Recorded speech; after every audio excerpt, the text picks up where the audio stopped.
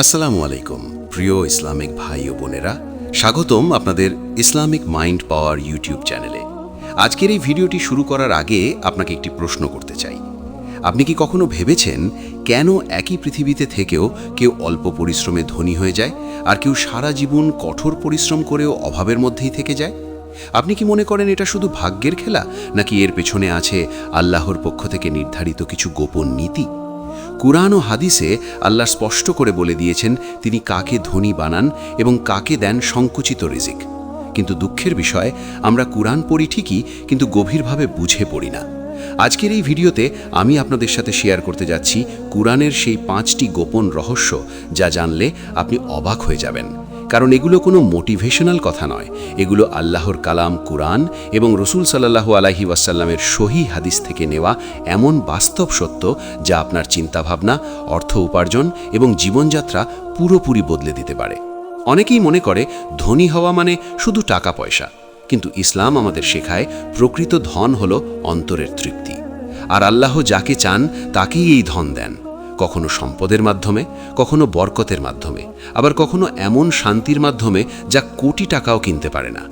আপনি যদি এই ভিডিওটি শেষ পর্যন্ত মনোযোগ দিয়ে দেখেন, তাহলে আপনি বুঝতে পারবেন কেন আপনার রিজিক আটকে আছে, কোথায় আপনি অজান্তেই এমন ভুল করছেন যা আপনার দোয়া কবুল হওয়ার পথে বাধা হয়ে দাঁড়াচ্ছে, এবং কি করলে আল্লাহ আপনার জন্য খুলে দেবেন অপ্রত্যাশিত রিজিকের দরজা। রসুলুল্লাহ সাল্লাল্লাহু আলাইহি ওয়াসাল্লাম বলেছেন, আল্লাহ যার জন্য কল্যাণ চান তাকে দ্বীনের বুঝ দান করেন। আজকের এই আলোচনা শুধু শোনার জন্য নয়, বরং নিজের জীবনে বাস্তবায়ন করার জন্য।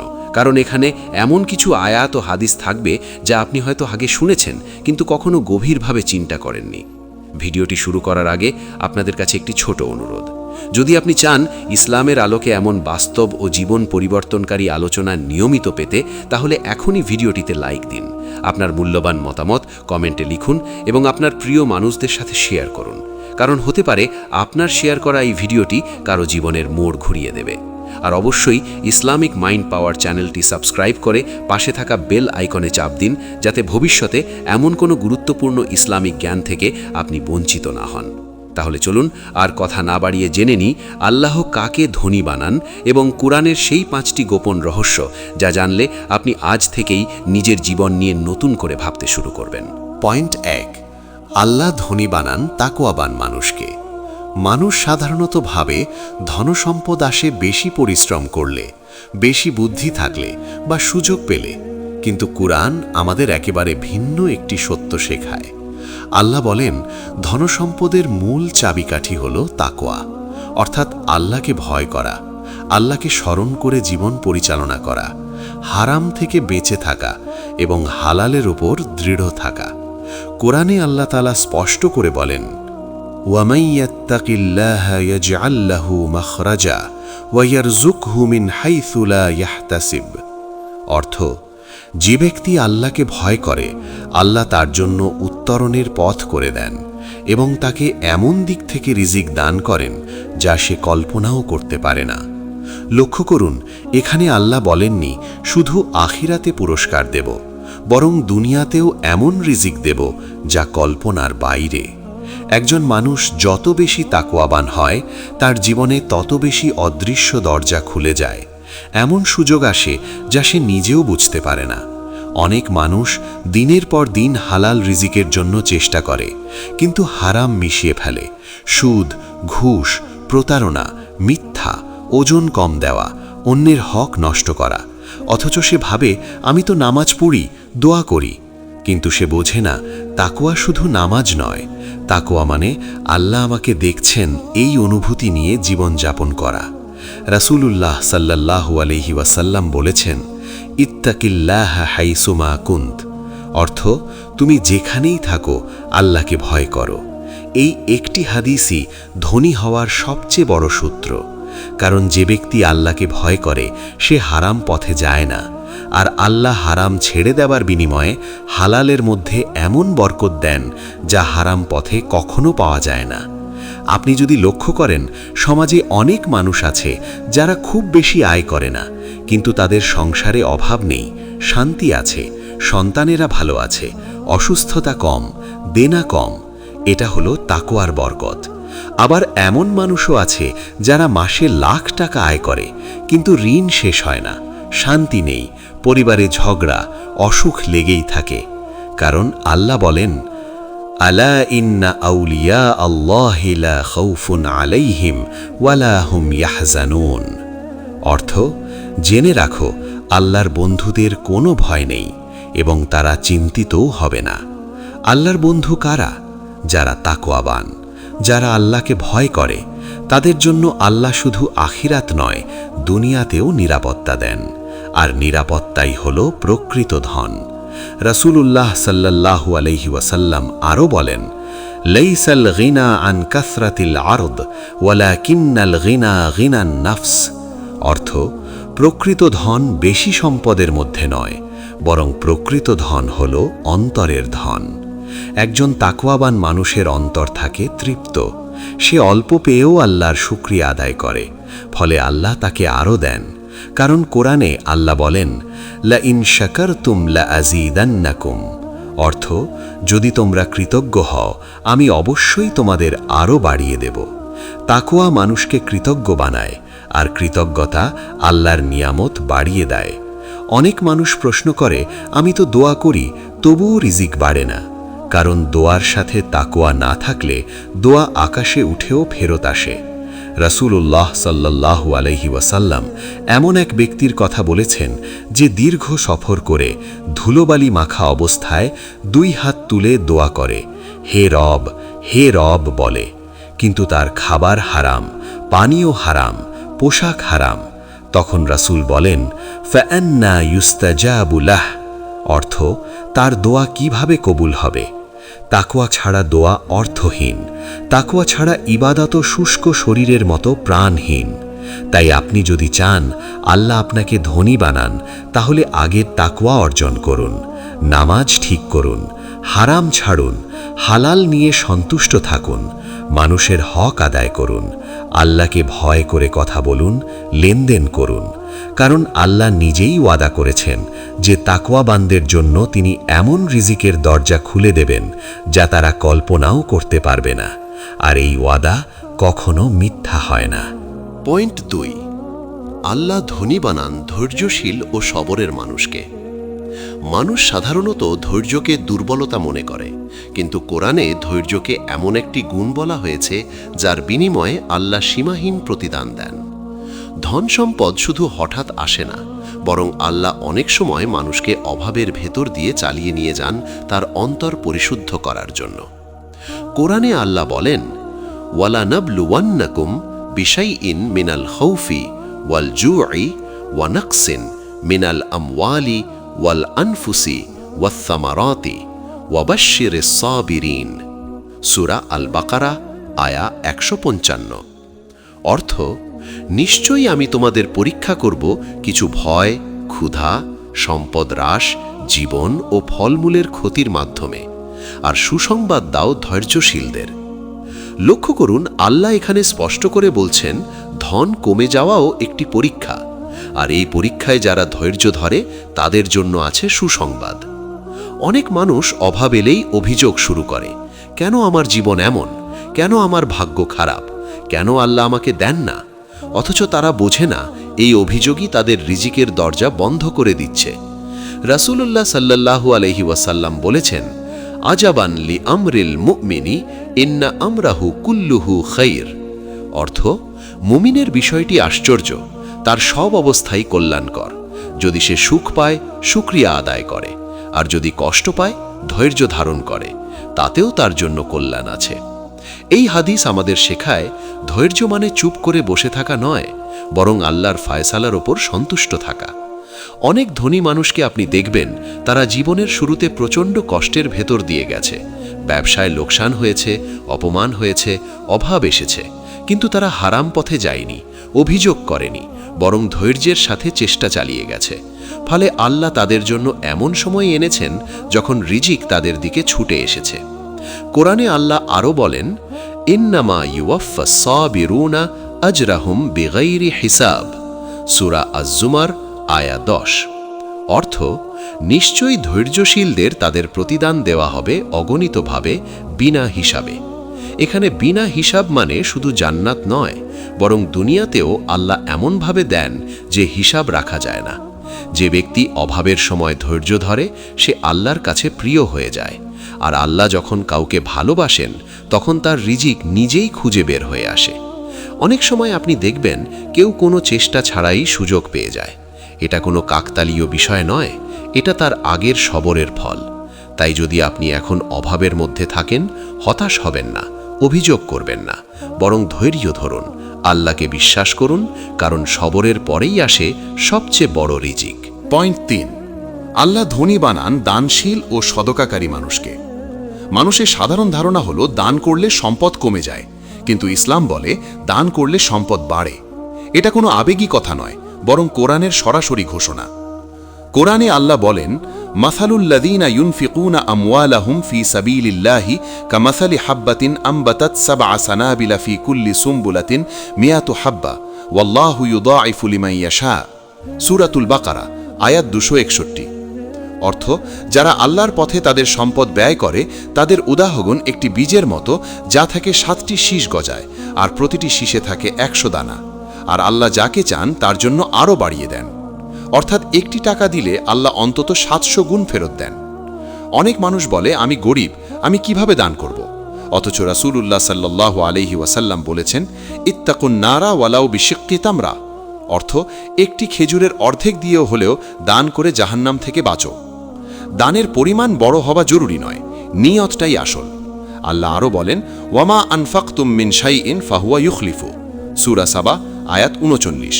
অর্থ, তোমরা যা কিছু ব্যয় করো আল্লাহ তার প্রতিবর্তে অবশ্যই আরও প্রদান করেন। এটি আল্লাহর প্রতিশ্রুতি। দান করলে সম্পদ কমে না, বরং অদৃশ্যভাবে বাড়তে থাকে। অনেক মানুষ বলে, আমি দান করি তবুও বাড়ে না, কারণ তারা দান করে দেখানোর জন্য বা মনে মনে আশা করে এই দান ফিরিয়ে দাও। অথচ প্রকৃত দান হল আল্লাহর উপর ভরসা করে নিঃস্বার্থভাবে দেওয়া। রাসূলুল্লাহ সাল্লাল্লাহু আলাইহি ওয়াসাল্লাম বলেছেন, মা নাকাসা মালুম মিন সাদাকা। অর্থ, সদকা করলে সম্পদ কখনো কমে না। আপনি যদি ইতিহাস দেখেন, সবচেয়ে ধনী সাহাবীরা ছিলেন সবচেয়ে দানশীল। আব্দুর রহমান ইবনে আউফ, উসমান ইবনে আফফান রাদিয়াল্লাহু আনহুম। তারা দান করতেন, অথচ আল্লাহ তাদের সম্পদ আরও বাড়িয়ে দিতেন, কারণ দানশীলতা আল্লাহর একটি প্রিয় গুণ। আল্লাহ নিজেই বলেন, ইন্নাল্লাহা হুয়ার রাজ্জাকু যুল কুওয়াতিল মাতিন। সূরা জারিয়াত, আয়াত 58। অর্থ, নিশ্চয়ই আল্লাহই প্রকৃত রিজিকদাতা, শক্তির অধিকারী। অতএব আপনি যখন দান করেন তখন আপনি কারো উপকার করেন না, বরং আল্লাহর উপর বিশ্বাস প্রকাশ করেন, আর আল্লাহ এই বিশ্বাসের মূল্য দুনিয়া ও আখিরাত 2 জায়গাতেই পরিশোধ করেন। পয়েন্ট 4, আল্লাহ ধনী বানান কৃতজ্ঞ ও শুকরিয়া আদায়কারী মানুষকে। মানুষ সাধারণত মনে করে ধনী হলে শুকরিয়া করা যায়, কিন্তু কোরআন আমাদের শেখায় শুকরিয়া করলে আল্লাহ ধনী বানান। শুকরিয়া শুধু মুখে আলহামদুলিল্লাহ বলা নয়, বরং নিয়ামতকে সঠিকভাবে ব্যবহার করা, আল্লাহ যা দিয়েছেন তা নিয়ে সন্তুষ্ট থাকা এবং পাপের কাজে ব্যবহার না করা। কোরআনে আল্লাহ তাআলা সুস্পষ্টভাবে ঘোষণা করেন, লা ইন শাকারতুম লা আজিদান্নাকুম ওয়া লা ইন কাফারতুম ইন্না আযাবি লা শাদীদ। সূরা ইব্রাহিম, আয়াত 7। অর্থ, যদি তোমরা কৃতজ্ঞতা প্রকাশ করো আমি অবশ্যই তোমাদের আরও বাড়িয়ে দেব, আর যদি অকৃতজ্ঞ হও তবে আমার শাস্তি অবশ্যই কঠোর। এখানে আল্লাহ শর্ত দিয়ে দিয়েছেন, শুকরিয়া করলে বাড়াবেন। এই বাড়ানো শুধু আখিরাতের নেয়ামত নয়, বরং দুনিয়ার রিজিক, সম্মান, সুযোগ, শান্তি সব কিছুই এর অন্তর্ভুক্ত। একজন মানুষ যত বেশি শুকরিয়া করে তার জীবনে তত বেশি বরকত নামে। অনেক মানুষ অভিযোগ করে, আমার আয় বাড়ে না, অথচ সে প্রতিদিন অভিযোগই করে। এই অভিযোগ আল্লাহ দেওয়া নেয়ামতকে অস্বীকার করার শামিল। রাসূলুল্লাহ সাল্লাল্লাহু আলাইহি ওয়াসাল্লাম বলেছেন, ইন্নাল্লাহা লা ইয়াদা আনিল আবদ আন ইয়াকুলাল আকলাতা ফা ইয়াহমাদুহু আলাইহা ওয়া ইয়াশরাবা শারবাতা ফা ইয়াহমাদুহু আলাইহা। অর্থ, বান্দা যখন 1 লোকমা খাবার খেয়ে আল্লাহর প্রশংসা করে অথবা 1 ঢোক পানি পান করে আল্লাহর প্রশংসা করে, তখন আল্লাহ তার উপর সন্তুষ্ট হন। লক্ষ্য করুন, এত ছোট একটি শুকরিয়াতেই আল্লাহ সন্তুষ্ট হন। আর আল্লাহ যখন সন্তুষ্ট হন তখন রিজিকের দরজা বন্ধ থাকে না। অনেক মানুষ বড় নেয়ামত পেয়েও শুকরিয়া করে না, কিন্তু কেউ অল্প পেয়েও কৃতজ্ঞ থাকে। আল্লাহ সেই মানুষটিকেই ধনী বানান, কারণ তার অন্তর পরিপূর্ণ। কোরআনে আল্লাহ বলেন, ওয়া কালিলুন মিন ইবাদিয়া শাকুর, সূরা সাবা আয়াত 13। অর্থ, আমার বান্দাদের মধ্যে অল্প সংখ্যকই কৃতজ্ঞ। আল্লাহ যখন বলেন অল্প সংখ্যক, তখন বুঝতে হবে কৃতজ্ঞ মানুষ আল্লাহর কাছে কত মূল্যবান। একজন কৃতজ্ঞ মানুষ কখনো হারাম পথে যায় না, কারণ সে জানে যা আছে সেটাই আল্লাহর দান, আর হারাম করলে এই নেয়ামত কেড়ে নেওয়া হবে। অনেক সময় আমরা দেখি হঠাৎ কারো ব্যবসা ধ্বংস হয়ে যায়, পরিবারে অশান্তি নেমে আসে, অথচ সে বুঝতে পারে না সে শুকরিয়া ছেড়ে দিয়েছিল। আল্লাহ আরও বলেন, ফাজকুরুনি আজকুরকুম ওয়াশকুরুলি ওয়া লা তাকফুরুন, সূরা আল বাকারা আয়াত 152। অর্থ, তোমরা আমাকে স্মরণ করো, আমি তোমাদের স্মরণ করব। আমার শুকরিয়া আদায় করো এবং অকৃতজ্ঞ হইও না। যে ব্যক্তি আল্লাহকে স্মরণ করে এবং শুকরিয়া আদায় করে, আল্লাহ তাকেও স্মরণ করেন। আর আল্লাহ যখন কাউকে স্মরণ করেন, তখন তার অভাব থাকার কথা নয়। রাসূলুল্লাহ সাল্লাল্লাহু আলাইহি ওয়াসাল্লাম জীবনের সবচেয়ে কঠিন সময়েও শুকরিয়া আদায় করতেন। তিনি রাতভর নামাজ পড়ে পা ফুলে যেত, তবুও বলতেন, আ ফালা আকুনু আবদান শাকুরা। অর্থ, আমি কি একজন কৃতজ্ঞ বান্দা হব না? এই ছিল রাসূলের জীবন দর্শন। তাই আপনি যদি সত্যিই ধনী হতে চান, তাহলে আজ থেকেই আপনার জিহ্বা থেকে অভিযোগ কমান, শুকরিয়া বাড়ান। যা আছে সেটার জন্য আল্লাহর প্রশংসা করুন। দেখবেন ধীরে ধীরে আল্লাহ এমন সব নেয়ামত দিতে শুরু করবেন যা আপনি কখনো কল্পনাও করেননি। পয়েন্ট 5, আল্লাহ ধনী বানান দোয়াকারী ও আল্লাহর উপর পূর্ণ ভরসাকারী মানুষকে। মানুষ অনেক সময় চেষ্টা করে কিন্তু দোয়া করে না, আবার কেউ দোয়া করে কিন্তু আল্লাহর উপর পূর্ণ ভরসা রাখে না। অথচ ইসলাম আমাদের শেখায় দোয়া ও তাওয়াক্কুল একসাথে চললে আল্লাহ রিজিকের দরজা খুলে দেন। কোরআনে আল্লাহ তাআলা বলেন, ওয়াকালা রাব্বুকুম উদউনি আস্তাজিব লাকুম, সূরা গাফির আয়াত 60। অর্থ, তোমাদের রব বলেছেন, তোমরা আমাকে ডাকো, আমি তোমাদের ডাকে সাড়া দেব। এখানে আল্লাহ কোনো শর্ত ছাড়াই দোয়া কবুলের ওয়াদা করেছেন, কিন্তু দোয়ার সাথে থাকতে হবে বিশ্বাস যে আল্লাহই একমাত্র দাতা। রাসূলুল্লাহ সাল্লাল্লাহু আলাইহি ওয়াসাল্লাম বলেছেন, লাউ আন্নাকুম তাতাওয়াক্কালুনা আলাল্লাহি হাক্কা তাওয়াক্কুলিহি লা রাযাকাকুম কামা ইয়ারযুকুত তায়রা তাগদু খিমাসান ওয়া তারুহু বিতানা। অর্থ, তোমরা যদি আল্লাহর উপর পূর্ণ ভরসা করতে, তাহলে আল্লাহ তোমাদের রিজিক দিতেন যেমন তিনি পাখিকে দেন। পাখি সকালে খালি পেটে বের হয় আর সন্ধ্যায় ভরা পেটে ফিরে আসে। এই হাদিসে লক্ষ্য করুন, পাখি বসে থাকে না, সে বের হয়, চেষ্টা করে, কিন্তু ভরসা থাকে আল্লাহর উপর। দোয়া মানে শুধু চাওয়া নয়, বরং আল্লাহর ফায়সালায় সন্তুষ্ট থাকা। অনেক মানুষ দোয়া করে কিন্তু সাথে সাথে ফল না পেলে হতাশ হয়ে পড়ে। অথচ রাসূল বলেছেন, ইউস্তাজাবু লি আহাদিকুম মা লাম ইয়াজাল। অর্থ, তোমাদের দোয়া কবুল হয় যতক্ষণ না তোমরা তাড়াহুড়া করো।